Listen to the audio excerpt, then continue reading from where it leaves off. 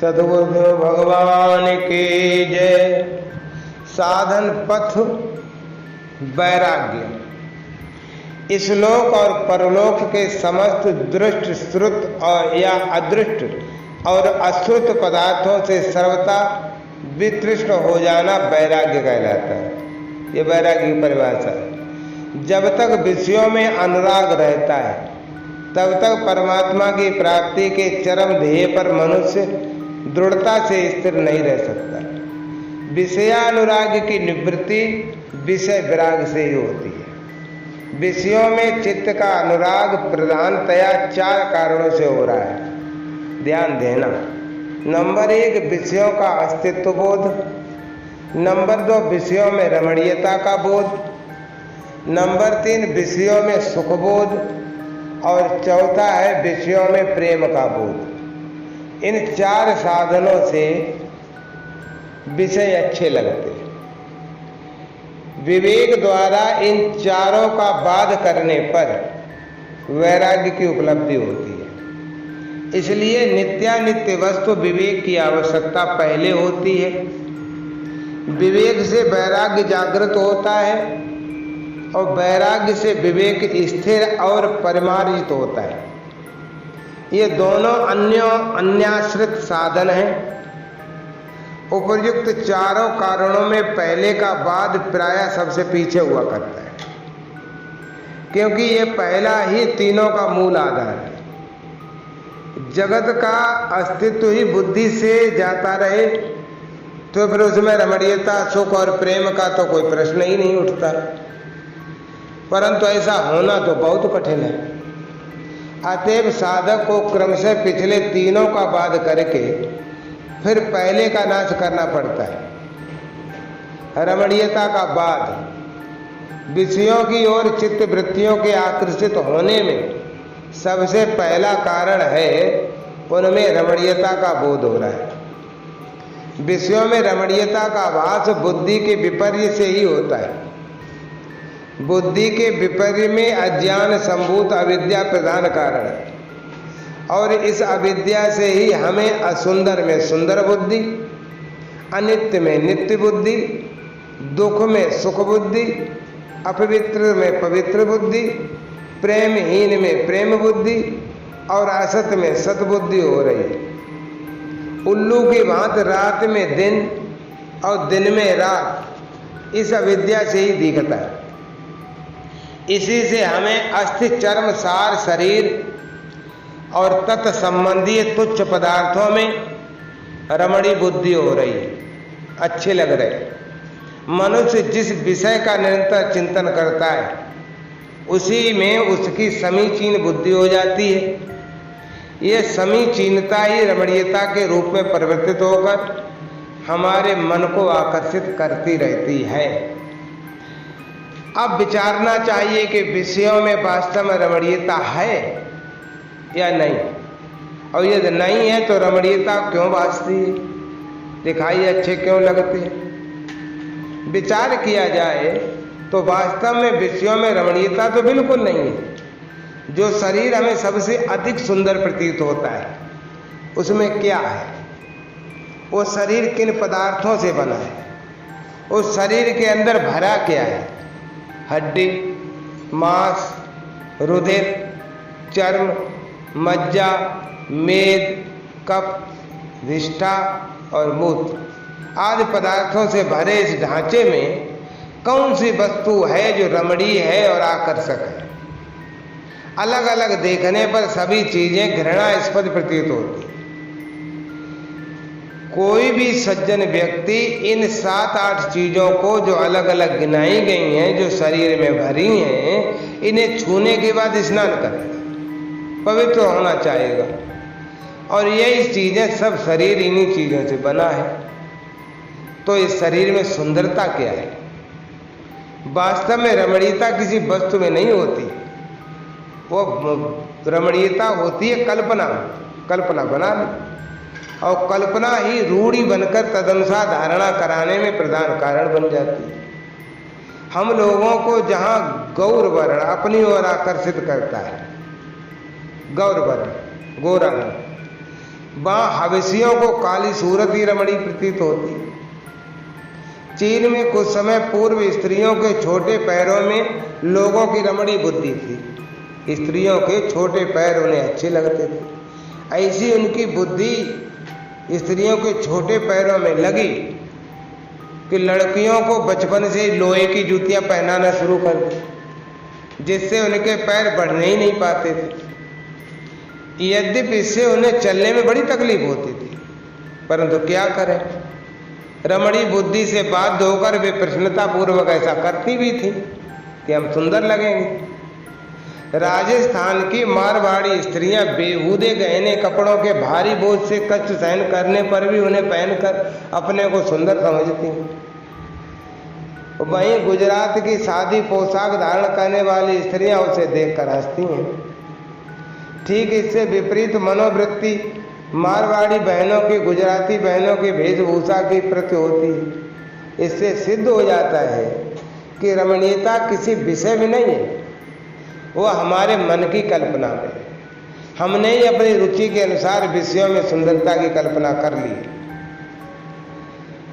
विषयों में सुख का बात, ये कहा जा सकता है कि मान लिया विषयों में रमणीयता नहीं है, परंतु उनके भोग में तो सुख है ही। अगर भोग में सुख ना होता तो ये संसार पागलों की तरह उसे प्राप्त करने के लिए प्रयास क्यों करता है? इसका उत्तर ये है कि विषय भोगों में वास्तव में तो सुख नहीं है। कमरे में लगे हुए कांच के ग्लोब में बिजली नहीं होती, वो तो सीधी पावर हाउस से आती है, क्योंकि उसका उद्गम स्थान वही है, कमरे में लगे हुए बल्ब में नहीं। इसी प्रकार सुख भी सुख के परम उद्गम स्थान आनंद स्वरूप आत्मा से आता है। तो विषय में सुख होता तो भोग के उपरांत भी उसमें सुख की प्रतीत होनी चाहिए थी, पर ऐसा होता नहीं है। बड़ी भूख लगी हो, मान लो सूखी रोटी भी बड़ी बहुत स्वादिष्ट मालूम होती, सुंदर मिष्ठान मिल गया, खूब पेट भर गया। जब जरा सी भी गुंजाइश नहीं रही, पेट फूलने की नौबत आ गई, और इसके बाद ये तो कोई कहे उसी मिष्ठान को खाने के लिए हमारी इच्छा के विरुद्ध जोर से आग्रह करे, तो हमें उस पर गुस्सा आ जाता है। वही मिष्ठान जो कुछ समय पूर्व बहुत ही सुख की सामग्री था, अब दुख रूप प्रतीत हो रहा है। इससे पता क्या लगता है? इससे पता लगता है कि मिष्ठान में सुख नहीं था, सुख हमारी भूख में था। हमें भूख लगी थी, भोजन रूपी विषय की बड़ी चाह थी। जब वो विषय मिला तब थोड़े समय के लिए, यानी दूसरे अभाव की भावना न होने तक चित्त स्थिर हुआ, और उस स्थिर चित्त रूपी दर्पण पर सुख स्वरूप आत्मा की झलक का प्रतिबिंब पड़ा, सुख का आभास हुआ। हमने भ्रम से मान लिया कि ये सुख हमें विषय से मिला है, ये भ्रम है। इसके सिवा एक बात ये भी है विचारणीय है कि यदि विषय सुख रूप है तो एक ही विषय भिन्न भिन्न प्रकृति के मनुष्यों में किसी को सुख रूप दिखता है, किसी को दुख रूप दिखता है। क्यों? एक राजा ने किसी शत्रु राज्य पर विजय प्राप्त की, इससे उसके प्रेमियों को सुख और विरोधियों को दुख होता है। विषय की एकता में भी सुख दुख के बोध में तारतम्यता है, यही विषय सुख का स्वरूप है। इससे ये सिद्ध होता है कि हमने भ्रम से ही विषयों में सुख की कल्पना कर रखी। वास्तव में माया मरीचिका की भांति इनमें सुख है नहीं। इस प्रकार के विचारों से सुख का बाध हो जाता है। ये विचार अगर मन में स्थायी हो जाए तो वैराग्य हो जाए। अब रहा विषय प्रेम, तो विषयों में प्रेम का बाध कैसे हो? तो हम कह सकते हैं कि पुत्र कलत्र मित्रादि में रमणीयता और सुख तो नहीं है, परंतु प्रेम तो प्रत्यक्ष ही दिखता है। इस पर भी विचार करने से पता लगता है कि विषयों में वास्तव में प्रेम भी नहीं है, स्वार्थ ही प्रेम के रूप में प्रकाशित हो रहा है। गुरु नानक ने एक अच्छी बात कही है, जगत में झूठी देखी प्रीत, अपने ही सुख सो सब लागे, क्या दारा क्या मीत। मेरो मेरो सभी कहते हित सो बांध्यो चीत, और अंत काल संगी नहीं को ये अचरज की रीत। मन मूरख अजहू नहीं समझत, सिख दे हार्यो नीत, नानक भवजल पार परे जो गावे प्रभु के गीत। मान लीजिए घर में आग लग गई, मान लो थोड़ी देर, गहने कपड़े नोट गड्डी गिन्नी स्त्री पुत्राद शायद हम घर में सोए हुए हैं। इतने ही में आंखें खुली, अग्नि की ज्वाला देखते ही घबरा कर अपने को बचाते हुए हम गहने कपड़े रुपए गिन्नी बटोरने और स्त्री पुत्राद को बचाने के लिए चिल्लाट मचाने और चेष्टा करने लगे। आग बढ़ी, लपटें बढ़ी और हमारी ओर आने लगी। हम घबरा कर सब कुछ वहीं पटक कर बाहर भाग निकले। प्यारे प्यारे स्त्री प्यारे प्यारे पुत्राद अंदर ही रह गए। बाहर निकल कर अपनी जान बचाकर हम उन्हें निकालने के लिए चिल्लाते हैं, पर अंदर नहीं जाते। यदि उनमें यथार्थ प्रेम होता तो क्या उन्हें बचाने के लिए प्राणों की आहुति सहर्ष न दे दी जाती। इससे सिद्ध होता है कि हमारा उनसे वास्तव में प्रेम है नहीं, स्वार्थ का संबंध है। तो जब तक स्वार्थ में बाधा नहीं पड़ती तभी तक प्रेम का बर्ताव रहता है। कहा जाता है कि जगत में स्वार्थ के सब मीत, जब लग जासो रहत स्वार्थ कछु तब लग तासो प्रीत। और स्वार्थ में बाधा पड़ते ही बनावटी प्रेम के कच्चे सूत का धागा तत्काल ही टूट जाता है। हम जो स्त्री पुत्र धनादि के वियोग में रोते हैं सो अपने ही स्वार्थ में बाधा पहुंचने के कारण रोते हैं। यहाँ पर ये प्रश्न होता है कि तब जो लोग देश के लिए प्राण विसर्जन कर देते हैं उनमें तो वास्तविक प्रेम है ना, अवश्य ही उनके प्रेम का विकास हुआ है। वे लोग उन क्षुद्र स्वार्थी मनुष्यों के भांति बहुत उच्च श्रेणी के, तथापि उनकी भी ये चेष्टा वास्तव में आत्म सुख के लिए ही है।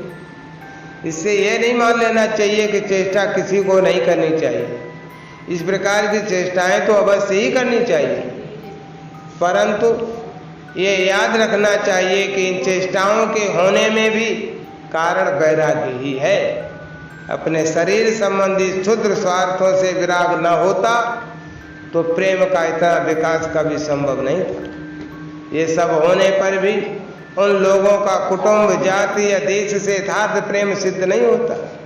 ये लौकिक या पारलौकिक सुख कीर्ति या पद गौरव जन्य आत्म सुख अभिलाषा का ही प्राय इसमें प्रधान उद्देश्य रहता है। वास्तव में हम अपने लिए सबसे प्रेम करते हैं। हम अपने शरीर से भी अपने ही सुख के लिए प्रेम करते हैं। जब शरीर से सुख में बाधा पहुंचती है तब हम उसको भी छोड़ देना चाहते हैं। अत्यंत कष्टजनक रोग से पीड़ित होने पर या बहुत अधिक अपमानित होने पर या पद दलित होने पर शरीर के नाश की कामना या चेष्टा करना इसी बात को सिद्ध करता है। इसीलिए तो लोग आत्महत्याएं कर लेते हैं। हमारा शरीर से प्रेम नहीं है। प्रेम तो प्रेम की वस्तु में ही होता है, और प्रेम की वस्तु है एकमात्र आत्मा जो कि अपना स्वरूप है। जगत से भी उसी अवस्था में असली प्रेम हो सकता है जबकि हम जगत को अपना आत्मा मान लेते हैं। इसीलिए बृहदारण्यक श्रुति में कहा गया है, न वा अरे जायई कामाय जाया प्रिया भवत्यात्मनस्तु कामाय जाया प्रिया भवते, न वा अरे पुत्राणाम कामाय पुत्रा प्रियाय भवन्त्यात्मनस्तु कामाय पुत्रा प्रिया भवन्ति। स्त्री के लिए, स्त्री के प्रयोजन के लिए स्त्री प्रिय नहीं होती, अपने ही प्रयोजन के लिए स्त्री प्रिया होती है। पुत्रों के प्रयोजन के लिए पुत्र प्रिय नहीं होते, अपने ही प्रयोजन के लिए पुत्र प्रिय हुआ करते हैं। यही भाव हमारे प्रति भी है और सबका समझना चाहिए। इस प्रकार के विचारों से विषय प्रेम का बाध करने पर अब एक बात शेष रह जाती है और वह है विषयों की सत्ता का बात। मान लिया कि विषयों में रमणीयता है, सुख है, प्रेम नहीं है, परंतु विषयों की सत्ता तो माननी पड़ेगी। सत्ता न होती तो देखना, सूंघना, स्पर्श करना, बोलना, सुनना आज सब क्रियाएं प्रत्यक्ष क्यों कर हो सकती हैं। इस पर कहा जा सकता है कि जब रज्जु में सर्प दिखता है उस समय क्या उस कल्पित सर्प में सत्य सर्प बुद्धि नहीं होती? क्या उस समय वह रस्सी ही प्रतीत होती?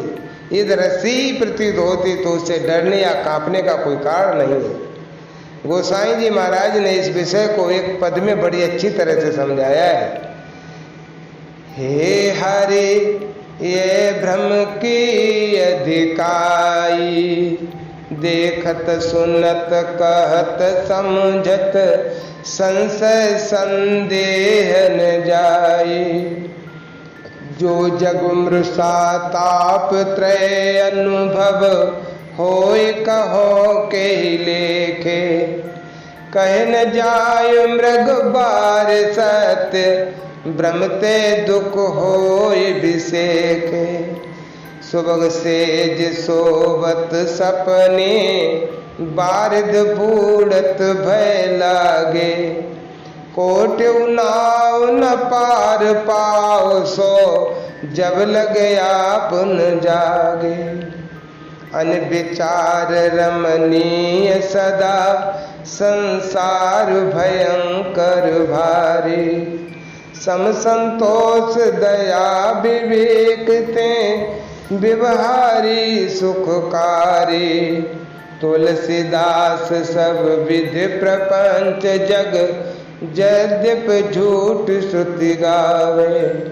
रघुपति भगत संत संगत विनु को भव त्रास न सावे। स्वप्न में समुद्र में डूबा हुआ मनुष्य जब तक स्वयं नहीं जाग जाता तब तक बाहर की करोड़ों नावों द्वारा भी वो डूबने से नहीं बच सकता। यदि पलंग पर सोए हुए के पास समुद्र है ही नहीं, पर स्वप्न काल में तो उसे वो सर्वथा सत्य ही प्रतीत होता है। उसी प्रकार ये संसार सत्ता रहे तो होने पर भी अविद्या से सत्य वास्ता है। भरम पराति हूँ लोक में, भरम बसा सब ठाव, कहे कबीर पुकार के बसे भरम की गांव। तो इन विचारों से सत्ता का वाद करना पड़ता है, परंतु जगत की सत्ता का वाद करना कहने में जितना सुगम है करने में उतना ही कठिन है। बड़ी साधना का यह परिणाम होता है। इसके लिए बड़े भारी विवेक की आवश्यकता है। जहाँ तक ये न हो वहाँ तक विषयों में रमणीयता, सुख और प्रेम बोध का वाद करते रहना चाहिए। यही वैराग्य। वैराग्य बिना परमार्थ नहीं है। जो लोग बिना वैराग्य के परमार्थ वस्तु की प्राप्ति करना चाहते हैं वे तो मानो आकाश में निराधार दीवार उठाने का व्यर्थ प्रयास करते हैं। अतः वैराग्य की भावना सदा ही साधक को जागृत रखनी चाहिए। विचारना चाहिए कि जगत का कोई भी पदार्थ नित्य नहीं है। धन, वैभव, विद्या, बुद्धि, तेज प्रभाव, गुण, गौरव, बल, रूप, यौवन, श्री आज सभी वस्तुएं मृत्यु के साथ ही हमारे लिए धूल में मिल जाती हैं। आज हम अपने धन के सामने जगत के लोगों को, अपने ही भाइयों को तुच्छ समझते हैं। ऊंची जाति या विद्या के कारण दूसरों को नगण्य मानते हैं। नेतृत्व में अपना कोई प्रतिद्वंदी नहीं रखते। व्याख्यानों और लेखों से लोगों को चमत्कृत कर देते हैं। नीति और चतुराई में बड़े बड़े राजनीतिज्ञों से भी अपने को बड़ा मानते हैं। दान में कर्ण की समता का दम भरते हैं। बल में भीम कहलाना चाहते हैं। यशस्वता में अपनी बराबरी का किसी को भी नहीं देखना चाहते। शरीर, मन, बुद्धि पर बड़ा अभिमान है, पर यह ख्याल नहीं करते कि इस कच्चे घड़े को फूटते तनिक सी देर भी नहीं लगेगी। जहाँ ये तन का घड़ा फूटा कि सब खेल खत्म। फिर इस देह की दशा ये होती है कि जारे देह भस्म होए जाई, गाढ़े माटी खाई, कांचे कुंभ यदुक ज्यों भरिया, तन की यही बड़ाई। पानी का बुदबुदा उठा और मिट गया। यही शरीर की स्थिति है। पानी केरा बुदबुदा असमानुष की जात, देखत ही छिप जाएगा, ज्यों तारा प्रभात। इसलिए कबीर जी ने चेतावनी देते हुए लिखा है कि कबीर नौबत यापनी दिन 10 ले बजाए, यह पुरपटन ये गली बहुर न दिखियो आए। 7 नौबत बाजती होत 36 राग, सो मंदिर खाली पड़े बैठन लागे काग। आज काल के बीच में जंगल होगा बास, ऊपर ऊपर हल फिरे ढोर चरेंगे घास। हाड़ जले ज्यों लाकड़ी केस जले ज्यों घास, सब जग जलता देख कर भय कबीर उदास। झूठे सुख को सुख कहें मानत है मन मोद, जगत चवेना काल का कछु मुख में कछु गोद। हाँ के पर्वत फाटत समंदर घूंट भराए, ते मुनिवर धरती गले क्या कोई गर्व कराए। माली आवत देख के कलियां करें पुकार, फूली फूली चुन लई काल हमारी बार। माटी कहे कुमार ते तू क्यों रूंधे मोए, एक दिन ऐसा होएगा मैं रूंधूंगी तो। मरेंगे मर जाएंगे कोई न लेगा नाम, उजड़ जाए बसाएंगे छाड़ बसंता गांव। आस पास योद्धा खड़े सभी बजावे गाल, माज महल से ले चला ऐसा काल कराल। जीवन की यही दशा है, इसलिए 4 दिन की चांदनी पर इतराना छोड़कर विषयों से मन हटाना चाहिए। कबीर जी का एक भजन और याद रखना चाहिए। हमका ओढ़ बेचदरिया चलती बिरिया, हमका ओढ़ बेचदरिया चलती बिरिया। प्राण राम जब निकसन लागे, उलट गई 2 नैन पुतरिया। भीतर से बाहर जब लावे, छूट गई सब महल अटरिया। 4 जने मिल खाट उठाइन, रोवत ले चले डगर डगरिया।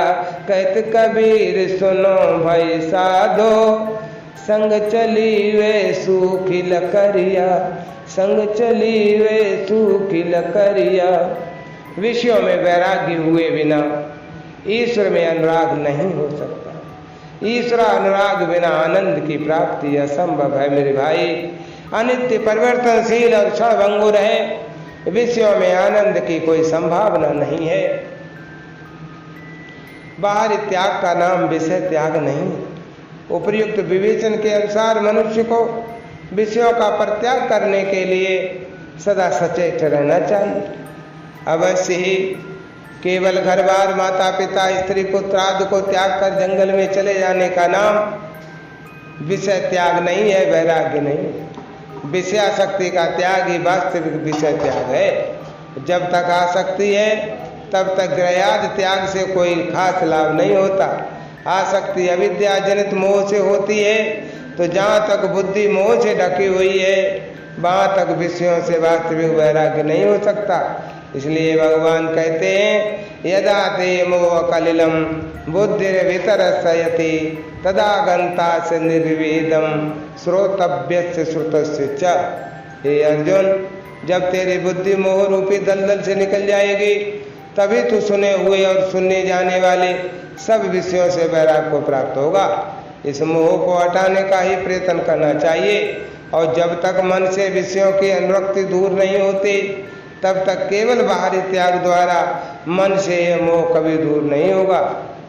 दाढ़ी मूछ मुड़ाए के हुआ जो घोटम घाट, दाढ़ी मूछ मुड़ाए के हुआ जो घोटम घोट, मन को क्यों मूड़ा नहीं, जामे भरिया खोट। अतएव तस्मात् साधनम नित्यम अचेष्टव्यम मुमुक्षुवे, यतो माया विलासद्वये निवृतम परमसुनते। मुमुक्षु पुरुष को मन का मोह दूर करने वाले उसे थाट वैराग्य साधन का नित्य अभ्यास करना चाहिए, जिससे माया के कार्य इस नश्वर जगत से सहज छुटकारा मिल सके। सतगुरुदेव भगवान की जय।